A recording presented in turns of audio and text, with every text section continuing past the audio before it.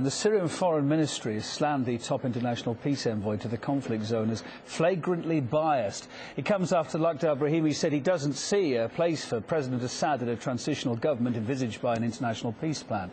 Damascus has reiterated that Assad will not step down under foreign pressure.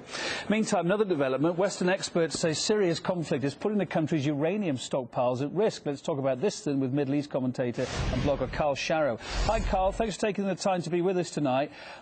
Reports say Syria may have up to 50 tons of unenriched uranium, enough to make maybe 5 nuclear bombs. Is that feasible? This is all pretty secret stuff, isn't it? We know there aren't a lot of details about Syria when it comes to nuclear. What do you think the picture is?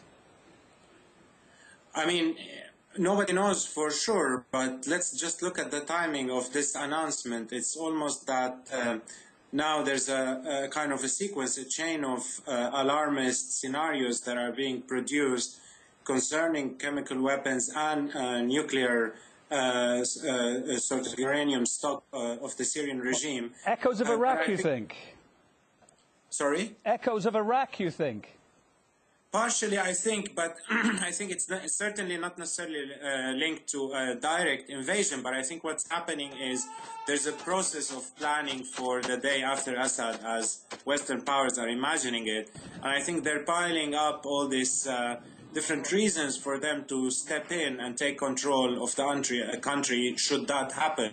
I mean, one of the scenarios that said now they're afraid that Iran might get this uranium, unenriched uranium. And in fact, they could obtain it now had Bashar al-Assad had it. So I think it's another in this long list of possible reasons for the West to, or Western states to intervene and meddle in Syria by creating pretexts and scenarios. Well, that might not be true. The last time we heard Syria nuclear put together was back in 2007, wasn't it? The Al-Kibar reactor that was destroyed in, we think, a secret Israeli operation. So Israel's going to be looking at this very carefully, and these latest revelations, if indeed they're even true in the first place, aren't they? Yeah, absolutely. I mean, Israel is already kind of taking steps to control any possible fallout from how that plays out in Syria. For example, like building defense, which is misleadingly reported in the Western press as along the border with Syria, when in fact it's deep into Syrian territory because it will include naturally the occupied Golan Heights.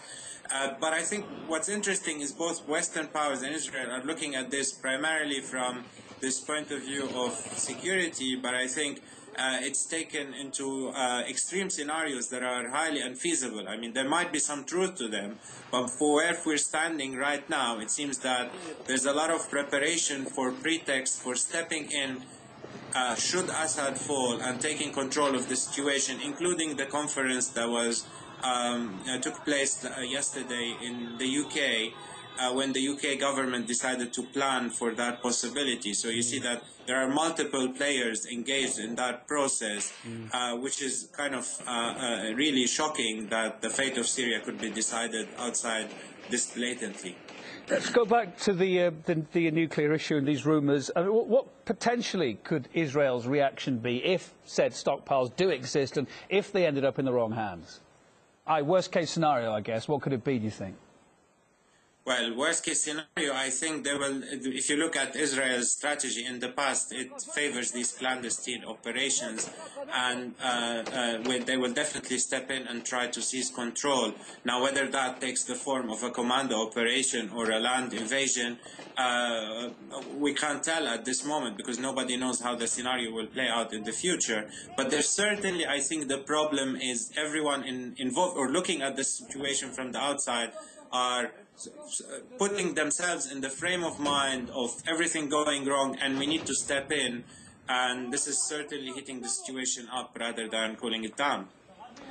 Middle East commentator, blogger Carl Sharrow on the line from London. Thank you very much.